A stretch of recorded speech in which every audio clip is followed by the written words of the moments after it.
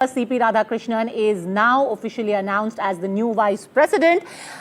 422 is what the NDA's tally was of the total number of MPs, which basically means that there have been 30 additional votes. 422 were the NDA, 11 add to this the YSR CP. So from 422, they would have gone up to 433. But the actual number of first preference votes that CP Radhakrishnan has got, Aishwarya, is 452. Round about 19 extra votes that have been given to the NDA candidate. This is going to be a very interesting dissection and explanation hunting from here on. Who are those 19 extra MPs who decided to cross vote? Aishwarya, and correct me if my math is wrong because it's not very good. Well, that's what Union Parliamentary Affairs Minister Kiran Rijiju was hinting out at, that they have got a support from several smaller parties or the part of India bloc as well, and those probably and independent MPs particularly might have casted vote in favor of CP Radhakrishnan, who are not the part of NDA, and 19 votes are something that have gone in favor. The government earlier believed that it might be 40 to 50 extra votes that might go in favor of CP Radhakrishnan, but a big breaking update is that 19 is pretty big. 19 is a big number to have cross-voted, and it's right because you had Justice Reddy getting 300 votes and there were at least 319 votes in INDI. So it's quite clear now that at least 19 people have cross-voted. You know, in the morning, the Congress was very confident. They said, we've got our entire flock together. Basically, the whole point of the Vote Adhikar Yatra was, Nijaji, that you have the entire opposition come together. You've got people as diverse as Hemant Soren, as MK Stalin, Akhilesh Yadav, everyone turning up in Bihar, everyone participating in the Vote Adhikar Yatra to say that going into the next election, on the issue of manipulation of voter rolls, on the issue of SIR, we are all together, but at least 19 people don't quite agree. Look, the smaller parties tend to stay on the right side of the government in power at the center. And they don't have any high stakes in a vice presidential election. It's not that the government of the day is about to be dethroned and somebody else will come. It's a normal, usual election, and the incumbent government's candidate always has the advantage. Of course, there is cross-voting in many elections of the VP that we have seen. Now, here also, the smaller parties have tended to be with the central government. And that's for strategic, tactical reasons. Now, the other place where the BJP as a party stalls over the opposition and in their bloc, they do their detailed homework. They go into massive details. The Prime Minister saying, do not, please be trained on how to vote. Which is the pen you're going to use. And I remember in 1997 election, vice presidential election, when Krishan Kant was elected, this was when I.K. Gujral was prime minister, there were many 46 invalid votes. People had got it wrong. Now, whether the invalid votes in this case, did people get it wrong or they deliberately got it wrong? We don't know. Whether larger number of crossovers or an attempt to help the NDA side, all this we will find out in the days to come. But certainly the detailed homework that the BJP brass and its leadership and its managers do, the India bloc has not matched up to that in successive elections. That's something they have to learn and knuckle down to. And it didn't help that right on the eve of the elections, when you're talking about voting for your conscience, when you're talking about voting for the constitution, Ajit Jha, you've got your candidate going and meeting Lalu Prasad. Now, of course, there were a number of reasons given for that. It was said that, well, he is, the patriarch of the RJD, even if he is not a member of parliament right now. But the fact is, optics did not help in that case. See, the coming together of the Mahagathbandhan or whatever, the coming together of, let's say, the India bloc in Bihar, the main reason was the SIR. The entire opposition is so paranoid and so afraid of the SIR going against their voters. Therefore, their self-interest dictated that they come together. But the truth is that the India bloc is fairly fragile. If you look at the last Lok Sabha election, the India bloc never actually had a serious meeting other than when the Bihar elections were kind of, on the eve of Bihar elections. So many of them have been fighting against each other. I mean, AAP versus Congress is an open thing. Similarly, you've seen, for example, Trinamool. Trinamool has never, Mamata never went to Bihar during that entire, all the opposition chief ministers coming together. There's a slight distinction on the issue that they have chosen. While Rahul Gandhi very clearly calls it vote chori, the others are slightly more nuanced. They say we are against the manner in which SIR is being carried out and people are being disenfranchised. Not all political parties are on board with calling it vote chori. They are not entirely sure, because if you say that vote chori is happening, then how is Samajwadi Party doing so spectacularly well in the 2024 Lok Sabha elections? So they are also a slightly divergent view on what exactly their plank is. True. In fact, most people would argue, except for Rahul Gandhi, because, vote chori is a very simple and a slogan that ordinary people understand. But actually, it is discrepancies that the Election Commission has done in various states, right? And as we see in Bihar, the various cards that were used, 11 cards in the past. The latest Supreme Court decision is to use Aadhaar card as the 12th document. So on that, people had differences. Everyone, all the opposition leaders wanted Aadhaar card because that is prevalent all over the country. Everyone has an Aadhaar card. So even if the argument was that the Aadhaar card is basically just an identity card, it's not exactly, it doesn't give you citizenship. Okay. But despite that, all the parties, the opposition parties, the India bloc parties, they feared that their voters would be targeted. And therefore, they all came together. So it was more self-interest what we saw in Bihar when these chief ministers from Stalin to Revant Reddy to the, Jharkhand chief minister, Akhilesh Yadav, all went there. But the truth is, the India bloc is a very fragile bloc, and I expected, in fact, I expected more cross-voting. When Dhankar fought the election in 2020, remember, 528 votes. Of course, the BJP numbers were more at that time. To begin with. And has just been pointed out that this is actually a pretty slender margin of win. It is the second lowest margin of win for a vice president in the recent past. So yes, BJP has got its math right, the NDA has got its math right, but it was still a very, very narrow margin in this case. I wonder if I can go across to Aishwarya as well, because apparently at Prahlad Joshi's residence, which is where the after party of sorts is going to take place, the celebrations have already started. Aishwarya, are you here with us? Yes, that's where you are. Yes, Aishwarya, over to you. Well, that's right. Now the leaders have started arriving after the results being declared in the parliament, and celebrations are on over here.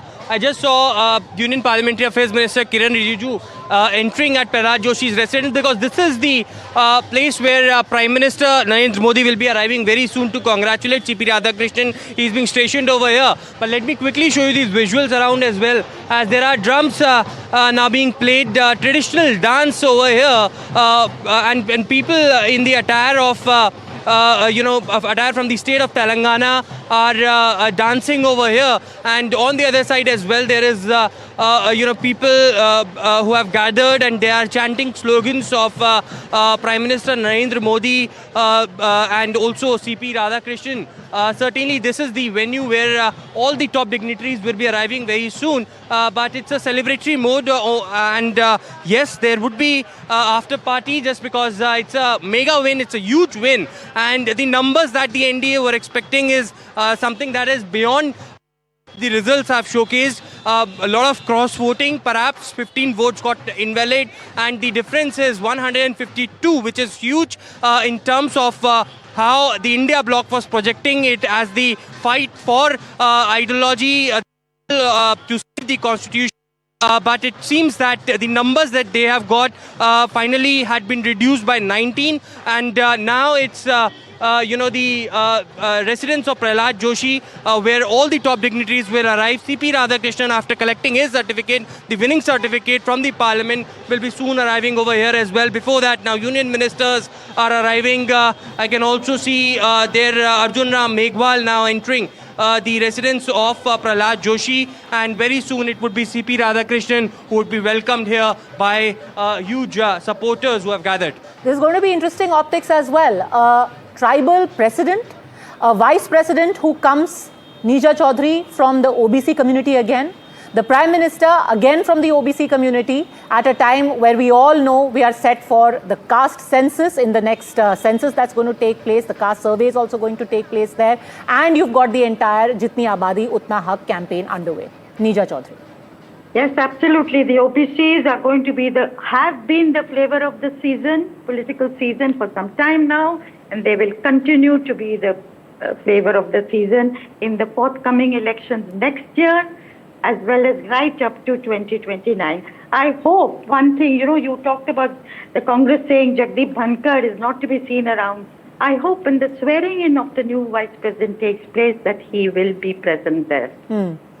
And his official bungalow was to be handed over. I read somewhere today only that his official bungalow is ready for him to move in. So far, he's been staying in the farmhouse of Abhay Chautala somewhere in Chhatarpur on Delhi's outskirts. But he is set to move in, like we heard earlier, he's applied for pension as well. So in all likelihood, he may just turn up there as well. But another controversy brewing, because today when there were images of the Prime Minister Sajjan Kumar casting his vote, he was the first person to cast his vote for the Vice President's election. You had a slew of tweets and reactions to that saying कि अरे अगर उपराष्ट्रपति ballot से चुन सकते हैं तो सांसद और एमएलए क्यों नहीं चुन सकते. So it seems that in addition to vote chori, now we may just hear the chorus again about returning to the ballot, back to the ballot as it were.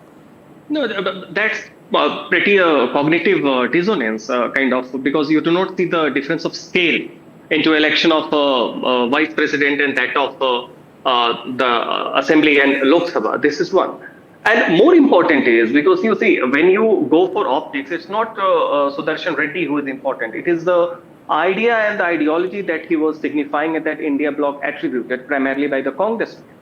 Did Rahul Gandhi campaign enthusiastically for the vice presidential nominee? Did the anchor, because we remember 1969, the voting on the basis of conscience, Mrs. Gandhi appealed for V.V. Giri, then independent candidate, but she spiritedly campaigned.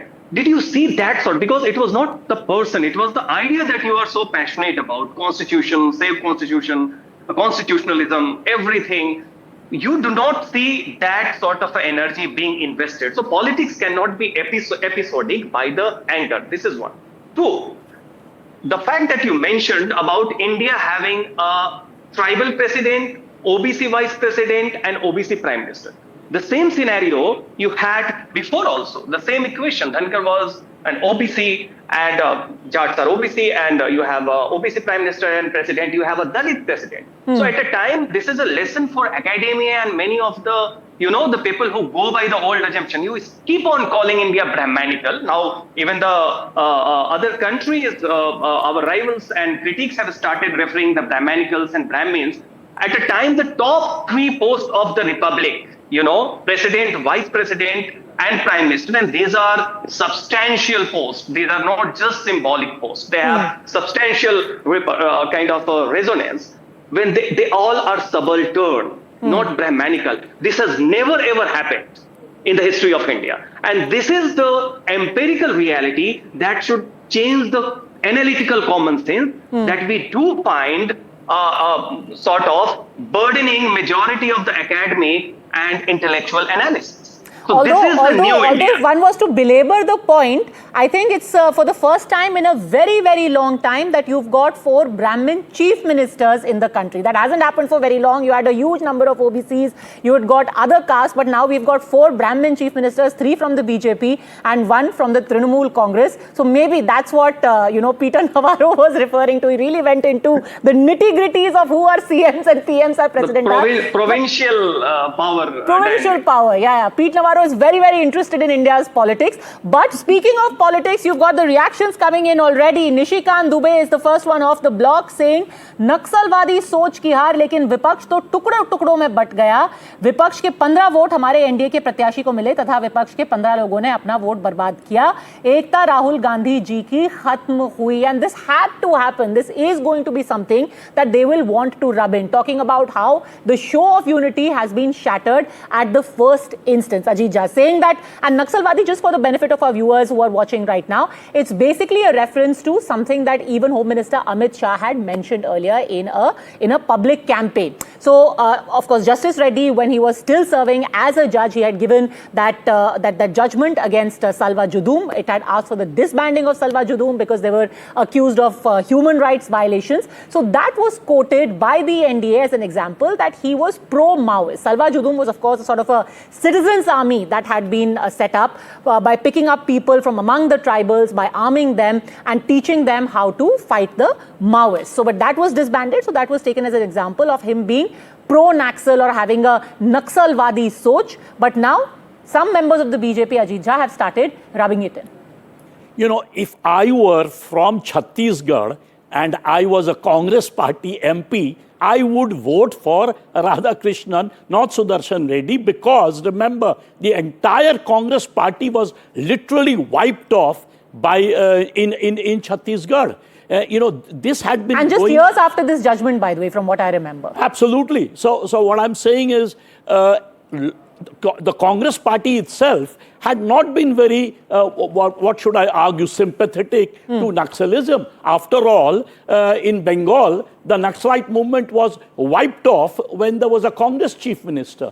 So, so my argument is that on that issue itself, the choice of the candidate was perhaps not done very sensitively. Of course, to begin with, as I think Sajjan was pointing out, Rahul Gandhi hardly campaigned. Now, one reason could be the fact that they knew that, you know, the candidate is going to lose anyway, whereas in Bihar, there is some hope that because of SIR being a big issue or because of, you know, anti-incumbency for 20 years, there might be some scope of the Mahagathbandhan winning. Therefore, Rahul Gandhi went and campaigned this 16, 17 days in Bihar, rather than, you know, spend a little amount of time trying to, you know, campaign for the vice president, because everyone knew that this was basically a sort of election symbolic, basically for spectacle, and ultimately they are going to lose. So I think, therefore, I think that there wasn't much of a push for him. But in the selection of the candidate, I think they should have been much more, they should have done their homework. And this whole Salwa Judum is an issue that the Congress party would hate at one time, right? They were in favor of Salwa Judum. In fact, it was the Congress party that brought the Salwa Judum in a way in Chhattisgarh and in parts of Madhya Pradesh. Okay, let me cut across to my colleagues as well. They all join us now. Himanshu is joining us along with Vijay, Aishwarya and Vasudha, all live with us. Now, first, Vasudha, to you, let's try and get the math right, because from what we were trying to figure out here in the studio, it seems that 319 was what INDI had in terms of their math of the number of MPs that they have. But eventually, Justice Reddy ended up getting only 300. So the number of cross voters is at 19 or 15, as Nishikant Dubey has mentioned. The only confusion that we have right now. If it is 15, then of course there's nothing, nothing much the opposition can do. But I did speak to some BJP sources in the morning, and they said that they were working very hard to ensure that there is cross voting, and 12 to 15 was their number, Padmaja, and that clearly seems to have been achieved. And more than the cross voting, 152 is not a big margin, but it's a significant margin considering that the opposition has many more MPs than it had in 2022 when Jagdeep Dhankhar got about 72% of the vote. So clearly, this is also the BJP trying to ensure that this blemish of Dhankhar's episode is sort of addressed with a non-experimental candidate, somebody who's dyed in the wool, sunk person, somebody who understands not just the organization, but also knows how to stay away from controversies, which is very important if you want to succeed in the Amit Shah Modi, scheme of things. So clearly, this is a victory for CP Radhakrishnan, and more importantly, the fact that he was low profile. It was the BJP that did everything for him. In fact, today morning, all ministers were given this responsibilities, Padmaja, of hosting breakfast with MPs of 2 or 3 states. So clearly the whole party machinery worked towards this. And when it comes to the opposition made it clear that they wanted to send out a message. They were not really very serious about winning. And yes, like Ajit Shah was also pointing out, they could have probably come up with a candidate from a deprived section of the society that could have possibly, amplified that political messaging. That did not really happen. But yes, Sudershan Reddy did drive across the message of Constitution versus Samvidhan versus Sangh. That probably would have given some impetus to the opposition's narrative. But, politics at the end of the day is all about achievements. And this time, clearly, it's the BJP taking away the cake in a very safe... Well, Vasudha, you said that in the morning your sources told you that they are working on members of the INDI. Who were they working on?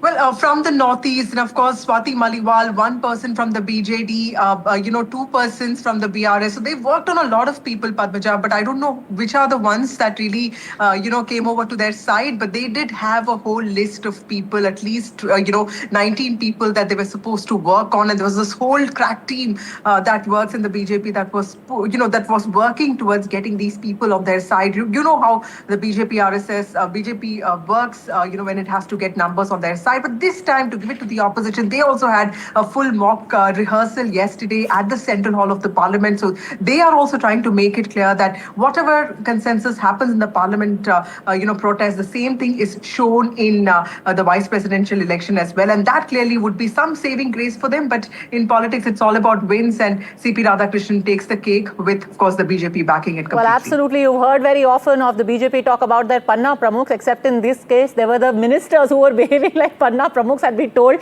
to do man-to-man marking and get each MP at their house, host them for breakfast, make sure that they went there, they cast their vote. So that is their little Shakti Kendra in the morning today. Stay with me, Vasudha. Let me also go across to Vijay, who joins us from the house of CP Radhakrishnan. I believe the celebrations would have started already, so take it away, Vijay. Yeah, BJP cadres are here in a jubilant mood following the CP Radhakrishnan's victory in a vice presidential election. You can see cadres have gathered just outside his hometown, Tirupur residence. They have brought crackers, sweets with them to celebrate this victory. Politically, as far as Tamil Nadu is concerned, the BJP's choice of Radhakrishnan is seen as a strategic move as he hails from the Kongu Velalar community, a dominant and influential group in western Tamil Nadu. This region has traditionally been a stronghold for both BJP and its ally ADMK. With state election just 8 months away, the NDA hopes to convert this momentum a significant advantage in the Tamil Nadu's political landscape. You can see in visuals BJP cadres here rising, showing their joy by rising, thanking PM Modi for choosing CP Radhakrishnan as vice presidential face for NDA alliance. All right, could you speak to a few of them? Why is it so important for them that CP Radhakrishnan, somebody who's the son of Tamil Nadu today, is going to occupy the office of the vice president? Vijay. Yes, they are also they are also waiting to speak with us. Sir, நீங்க CP Radhakrishnan வெற்றி பெற்றிருக்கிறாரு, எப்படி பாக்குறீங்க? மிகப்பெரிய ஒரு திருப்பூருக்கு பெருமை, தமிழகத்திற்கு பெருமை, தேசபக்தர்கள் அனைவருக்கும் மிகப்பெரிய பெருமை. ஒரு தேசபக்தர் இன்றைய தினம் ஒரு குடியரசு துணைத் தலைவர் ஆனது திருப்பூருக்கு மட்டுமல்ல, ஒவ்வொரு தேசபக்தர்களுக்கும் எனது நன்றியை தெரிவித்துக் கொள்கின்றோம். Now I proudly for Tripurian, I thank to Mr. Modi ji for selected our colleagues, our area leader Mr. Radhakrishnan ji selected a vice president of the Bharat. We thank to Mr. Modi ji and Amit Shah ji and NDA alliance all leaders, the Tripur all peoples. Thanks to all this. How it would be politically important ahead of Tamil Nadu election? Yes, sir. This is a political important hour in Tamil Tripur, because in overall India, Tamil Nadu also against the nation. Okay, so do you want to share anything like you know that CP Radhakrishnan has won as a vice president? So few words. Yeah, the CPRG is my close relative also. I am from Chandrapuram near Tirupur, Darapuram product. Since my it's a proud moment for deep congratulations, greetings to Prime Minister to choose the candidate of the Vice President. I'm so happy. We are so proud of it. Tirupur people are in jubilant mode, so proudly we are here come to enjoy the victory.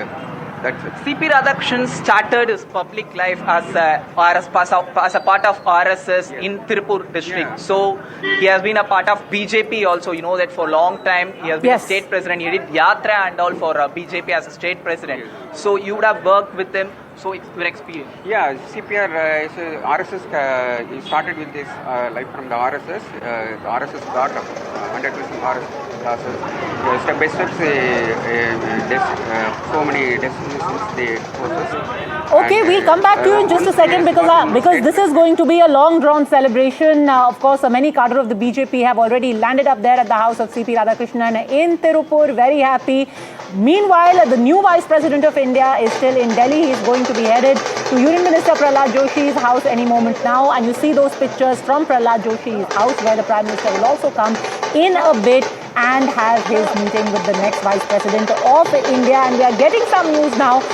Sources seem to suggest within the Congress that perhaps it is some MPs within the Aam Aadmi Party who could have cross-voted. Of course, one of them who's not really a part of the Aam Aadmi Party anymore, Swati Malewal, was already mentioned by Vasudha earlier. But Nisha Chaudhary, Aam Aadmi Party, that's what people within the Congress suggest. Maybe some of those who had promised to abstain may have then gone ahead, Ajit Jha, and voted for the NDA candidate? Quite possible. You know, of course, at this moment it is all speculation. But as I said, you know, I won't be surprised if some Congress members from Chhattisgarh would have voted for CP Radhakrishnan. So, you know, at this moment, it's pure speculation. But I think the Tamil pride would have certainly got some votes from Tamil Nadu, smaller parties maybe, or even DMK, possible a few.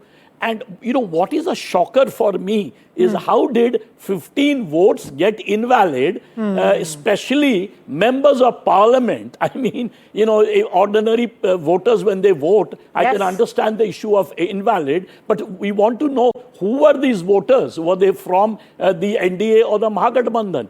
That is really shocking.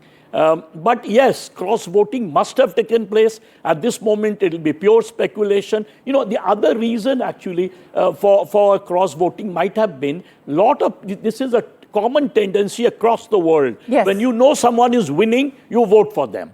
So in a foregone conclusion, you end up voting for the winner. Yes, you don't want to waste your vote. Yes, but for a Congress party member, and this is just speculative, for a Congress party member to have done it, that's still not okay. That's a clear breach of discipline. And even from anyone from Tamil Nadu, because Kani Modi earlier, when she had spoken, when she was asked about CP Radhakrishnan, said very clearly, listen, it doesn't matter if he's from Tamil Nadu. We are right now fighting for secularism. He is a secular candidate, that is our candidate, the India candidate, and the NDA candidate is from the Sangh. So it's a Sangh versus secularism fight, irrespective of who comes from where. Mr. Mallikarjun Kharge, the president of the Congress, has just put out his first reaction. Let's quickly get that to our viewers. He says best wishes to see Shri CP Radhakrishnan securing victory, etc.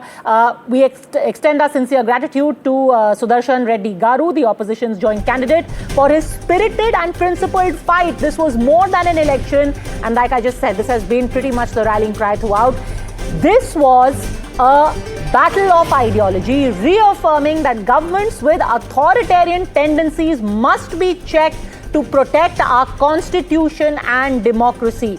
We hope the new Vice President-elect will uphold the highest ethos of parliamentary traditions, ensuring equal space and dignity for the opposition, and not succumb to pressures of the ruling dispensation.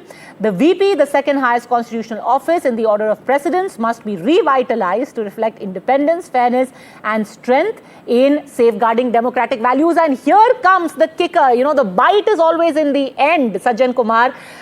First reaction from Mallikarjun Kharge, and he says in the end of it, we must also remember why this election was necessitated. Shri Jagdeep Dhankhar resigned suddenly on the very day he chaired the opening of the monsoon session, and exit still unexplained and unceremonious. As we move forward, transparency, accountability and respect for constitutional positions must guide our institutions. So again reminding people that, listen, remember what happened to Mr. Dhankhar. Again saying that yes, we may have lost, but this was basically about fighting against authoritarianism, and for us it was about principles. For them it was about power. Sajjan Kumar.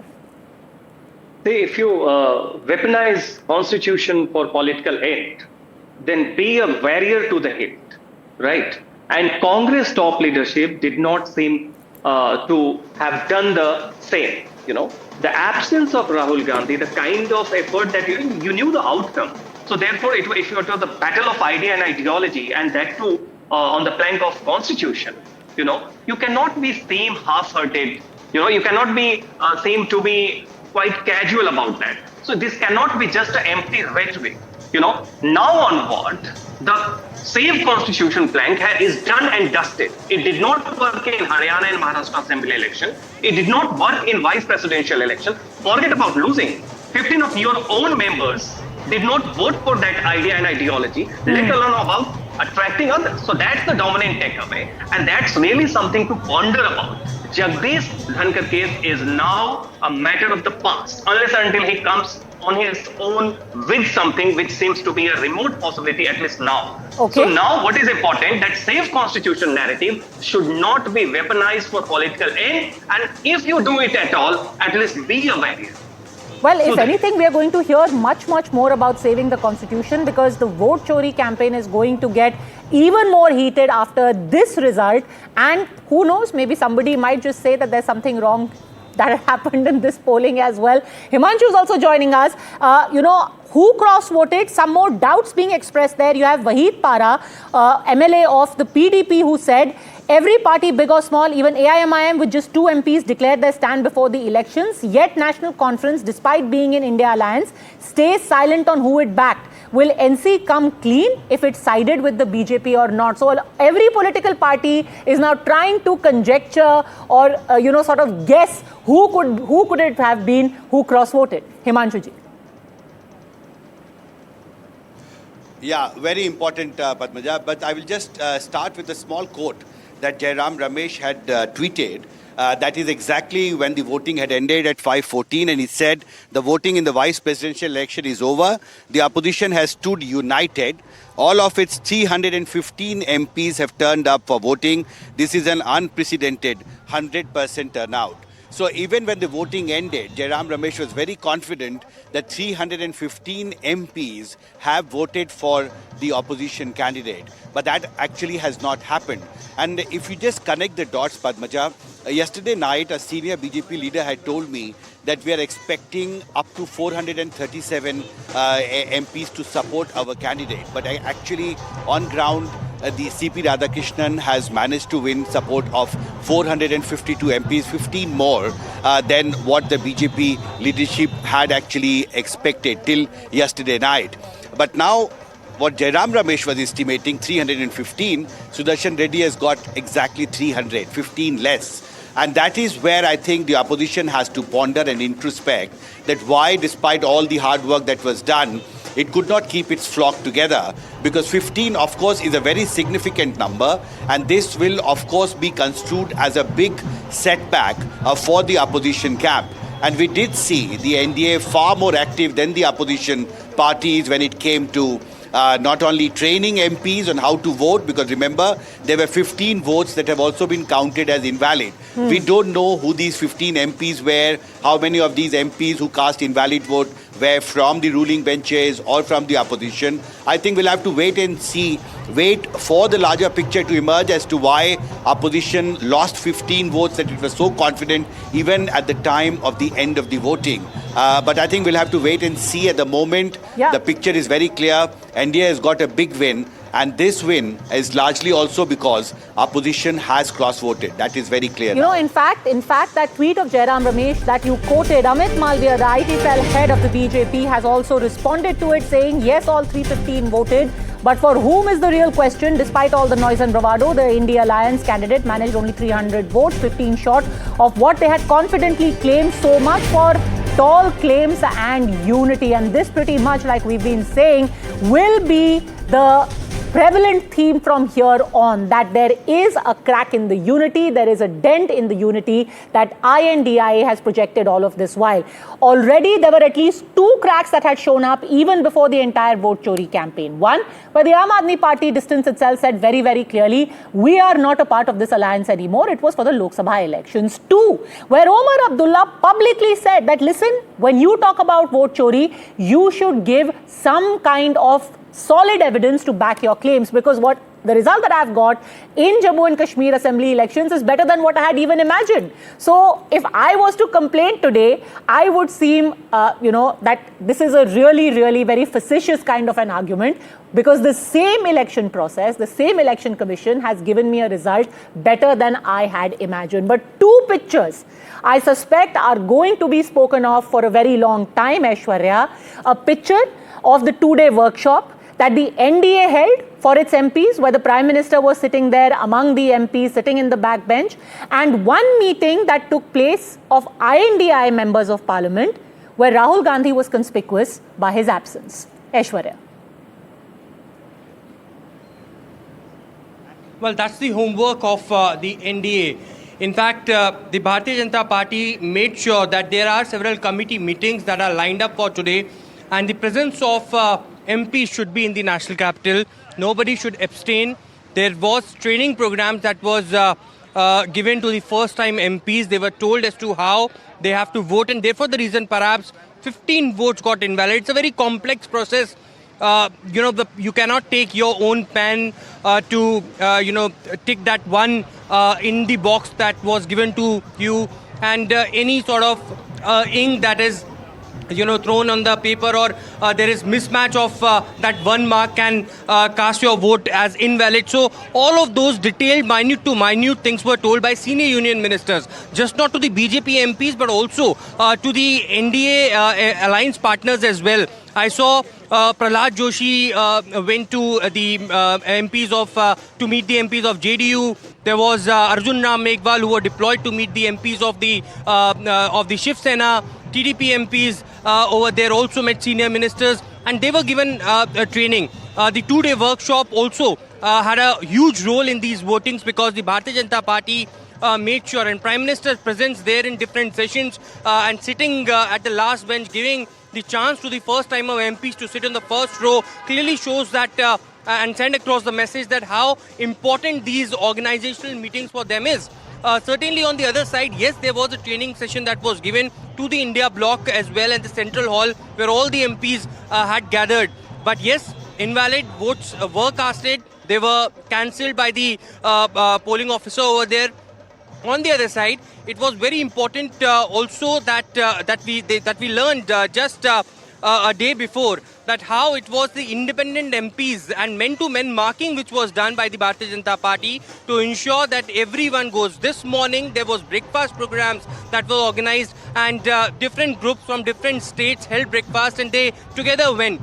There are 15 to 16 votes that have been cast, that have been counted as a cross voting for them. Aam Aadmi Party did not got, and they found themselves without, as not the alliance partners of the India or the NDA. So perhaps those were the votes. But the Congress feels that it's a respectable fight that they gave compared to what it was during Dhankar's time. And therefore the reason perhaps now, when the results have emerged, it is the Bharatiya Janata Party who is questioning the unity of Rahul Gandhi, the unity of the India bloc, because perhaps the cross-voting was predicted by some of the BJP leaders earlier as well. When we were talking to Milind Deora, when we were talking to the NDA partners as well, they felt that some of the India bloc will vote in favor of CP Radhakrishnan. But quickly, as I hand back to you, let me show you these visuals. Are on. There is 2 of these stages that has been set up by the organizers over here, and the dance is currently underway as far as these these people who are in the attire of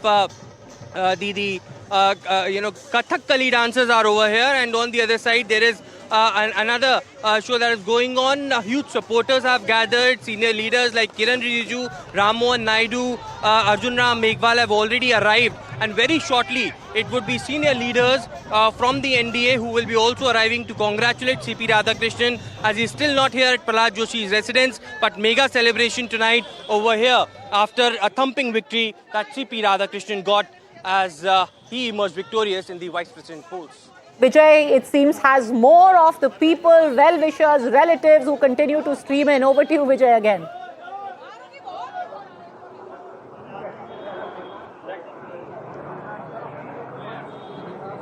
We can see the celebration here from BJP cadres just outside the CP Radhakrishnan residence.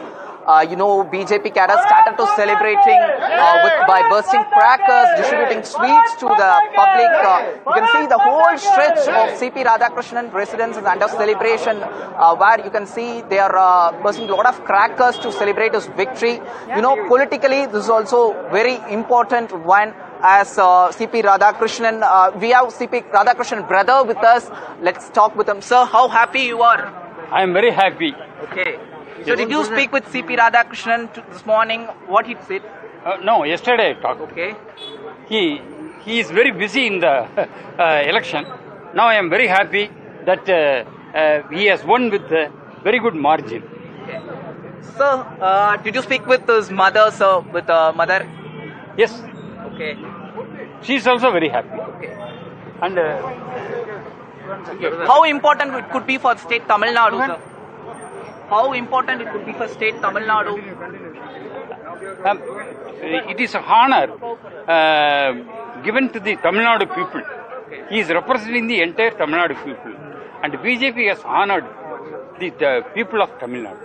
That is what I feel. Really simple family, man of few words. That is CP Radhakrishnan's brother. Imagine his brother is going to be... He has been a Lok Sabha member for consecutively for 2 periods, 6 years. 6 years he was a member of parliament, and he was the chairman of the textile committee, parliamentary committee. He has got enough experience.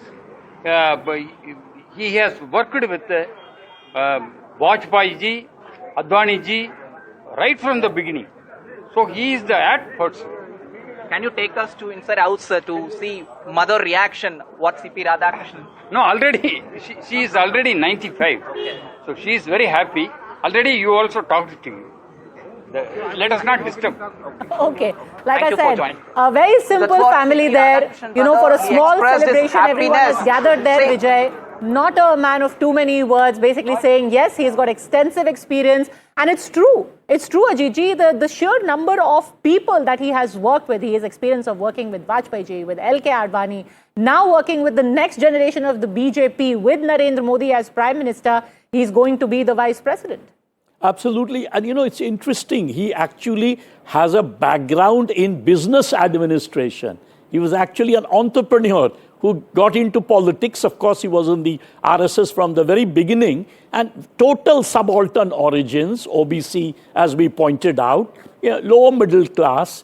And he kind of worked his way, up. We hadn't heard about him much. Of course, he was the Tamil Nadu's BJP state president. But until and unless he became the governor of Maharashtra or Jharkhand, there wasn't much buzz about him. Yeah. But so that's extraordinary. The other thing, look at the age difference between him and the opposition candidate. He's 68 years old. That would be considered young by a sort of vice presidential standards. And look at the opposition candidate, 79 years old. Again, I would say a big mistake when they were selecting candidates. Although to be fair, from what one read and what one divined, yes, one can question the choice of candidates, but it's also true that not too many people were even willing to get into the fight.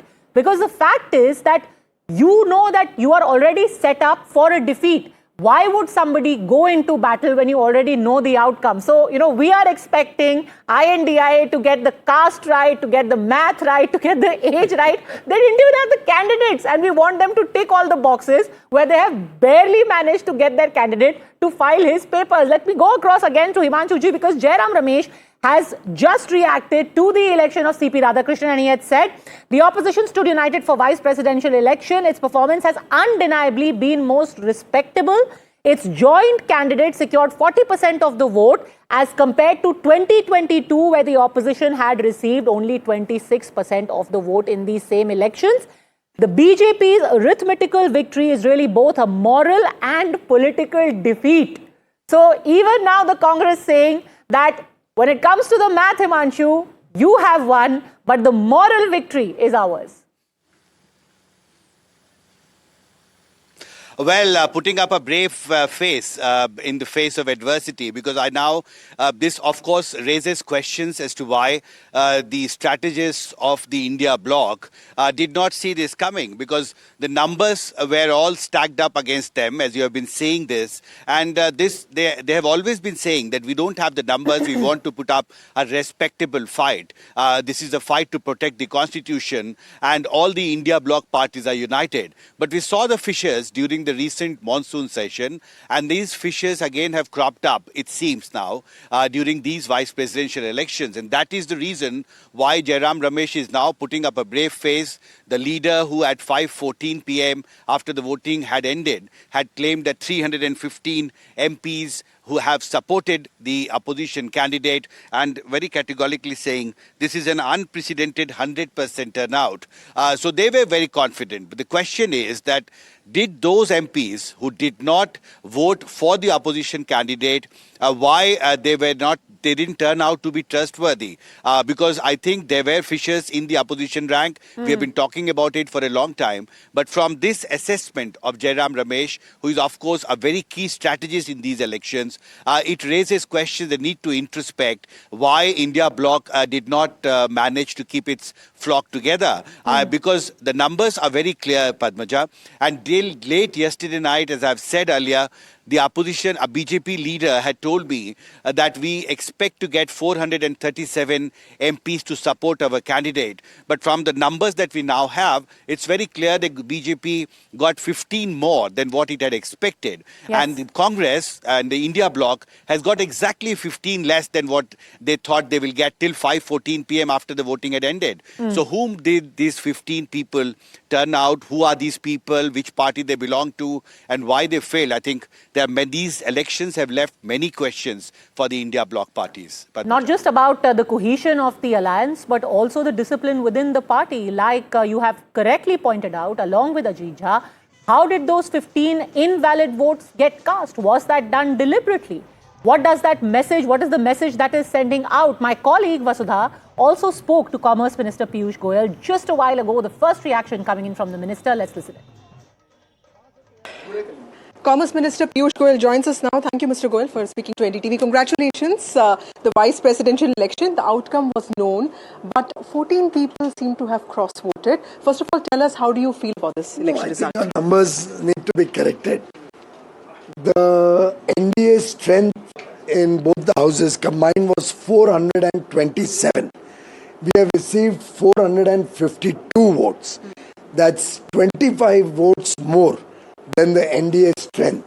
This clearly demonstrates that Prime Minister Narendra Modi's policies, Prime Minister Narendra Modi's leadership of the nation, taking the country on the path of progress and prosperity and inclusive growth, resonates even with members against the BJP and against the NDA, so much so that 25 members have voted for the NDA candidate, Shri CP Radhakrishnan ji. I convey my heartiest congratulations to Shri CP Radhakrishnan ji on this important election victory, and wish him well as the Vice President of India and the Chairman of the Rajya Sabha. Mr. Goyal, do you see this as strategy, coordination, or the choice of the candidate? Well, I think this is clearly reflective of the popularity that the NDA, its leadership, led by Prime Minister Narendra Modi, and the good policies of the Modi government, which is now resonating even with members of the opposition who prefer to be supporting the government rather than supporting the negativity and the very, very poor policies or shifting stand that the leaders of the opposition have been showing the nation. Right, so 25 is a huge number. So how did you manage that? We did not have to manage it. They have all voted suo moto. It was a secret election. Nobody could influence anybody's vote, and therefore they had the courage to vote for the NDA candidate. Thank you so much. Sajan Kumar, the key question right now that the opposition will have to ask itself and find answers to: who are these 14 people who have cross-voted, and who are these 15 people who can't figure out how to cast a vote? No, I think the key question would be why these 15. I mean, for India Alliance, they should have the humility to ponder about the why aspect of. They can determine perhaps who are these 15 members. But why could you not keep your own stock cohesive? That is the key question. The kind of reaction you see from leaders like Jairam. Sorry to interrupt you. Let's quickly put out the first reaction from the Prime Minister, who has congratulated CP Radhakrishnan. The Prime Minister has just tweeted saying, "Congratulations to Thiru CP Radhakrishnan ji on winning the 2025 Vice Presidential election. His life has always been devoted to serving society and empowering the poor and marginalized. I am confident that he will be an outstanding VP who will strengthen our constitutional values and enhance parliamentary discourse." Yes, please continue. Yes, precisely. So, suppose you find out who are these 15 members who have cross-voted. The real question should be, why did you fail in keeping them together? Because it was not a biographical, a battle between two popular candidates. It was a battleground between two camps who attributed different optics to it. While NDA was quite conscious about the representational aspect, so your ideology and idea should have a face, right? On the other hand, you put constitutionalism, and the face was Mr. Sudershan Reddy. So why your plank, ideological plank, and the face that was there failed to even keep your own stock together? So that is the real question. But to ponder that question, you need the kind of humility wherein you introspect. You cannot keep on reacting and blaming on something, because the basic mathematics that BJP with 303 and BJP with 240 will end up having the same sort of a strength. And then you say that technically we are quite quite ahead of BJP and it's a moral victory. That shows a lack of humility. That is the first condition of any honest introspection. But Amitabh Tiwari, thank you for joining us first of all. But when the Congress says that this is a moral victory for us, they do have a point in saying that this is perhaps the second lowest margin that one has seen in a vice presidential election. Earlier, it was Bhairav Singh Shekhawat, and now it is CP Radhakrishnan. Yeah, but essentially that is a function of the numbers. That's true. Numbers of 2019 Lok Sabha are very different from the numbers of 2024 Lok Sabha elections. So the opposition has to ponder how we are talking about just 315. You have to add 12 MPs of the Aam Aadmi Party who also announced that they would support the candidate of the India bloc. So that becomes 327 in my opinion, even if you exclude Swati Maliwal's vote. So 326 is the number. So how did it fall to 300? Correct. One is an aspect of invalid votes.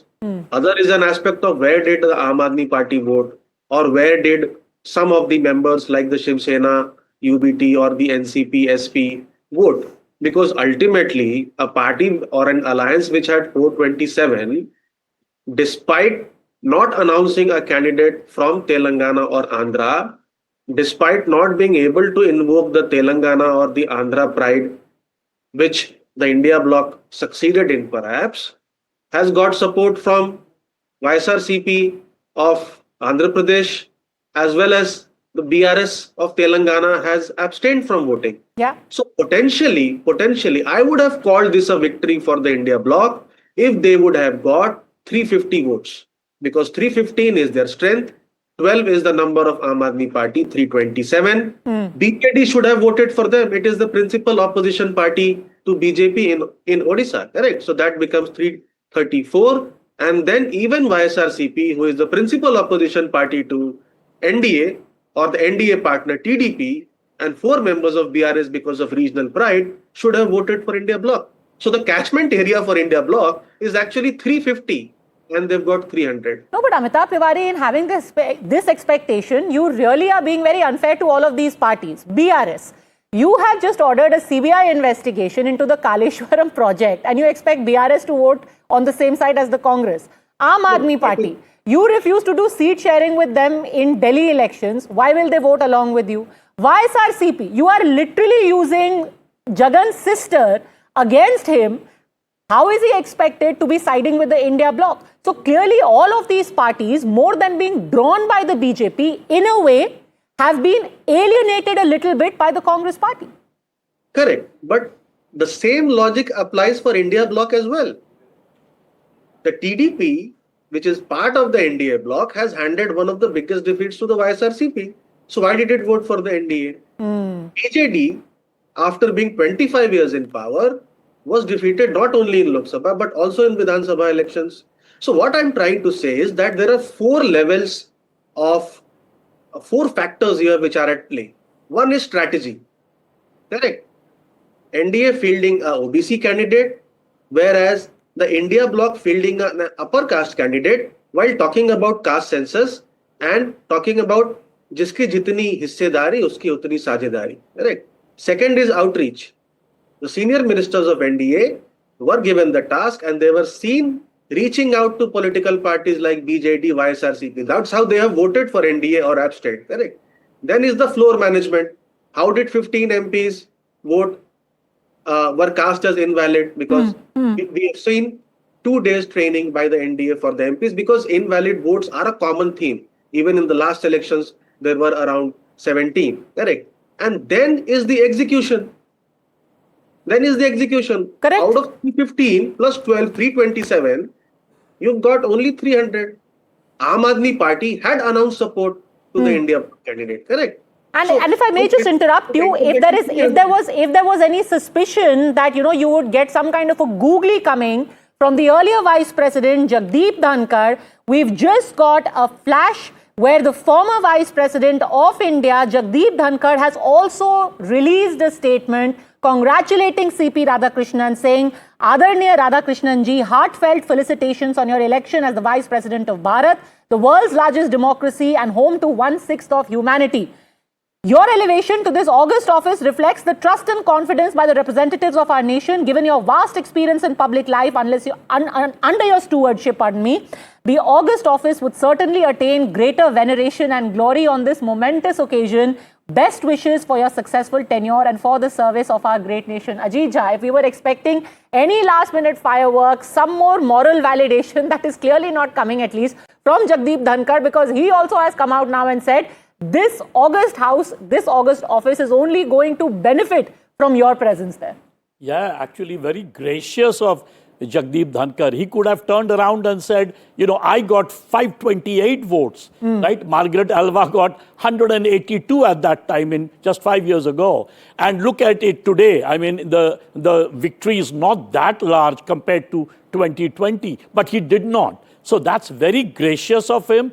Also, I suppose, he's given up. I mean, the very fact that he's taking a house from MLA status in Rajasthan, he's resigned to his fate. The final point I wanted to make is, during Jagdeep Dhankhar's tenure, I think the parliament, especially the Lok Sabha, but also the Rajya Sabha, was extremely polarized. In fact, if you look at the monsoon session of Parliament, only 34% of the scheduled time has been, used up, which is a shame, because the Rajya Sabha is supposed to be a non-partisan kind of a place which is supposed to give a certain gravitas to the entire debate. Even in the US, for example, the Senate or even in England, the House of Lords gives a certain gravitas. It doesn't sort of go along the House of Commons, which is deeply polarized. So similarly, what someone like CP Radhakrishnan should do, he's a calm person, he's younger, he has more patience, he has friends across party lines.